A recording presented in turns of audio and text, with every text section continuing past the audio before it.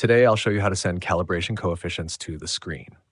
First, open the software and click Brightness Coefficient Maintenance. Enter the password 100-1x28, click on Screen Size, then modify the screen dimensions to match the actual size of the screen. In this demonstration, the screen size is width 1920, height 1080. After making the changes, click Get Screen Information. Import the calibration coefficients by clicking Import All. Once successfully imported, send the updated calibration coefficients to all receiving cards.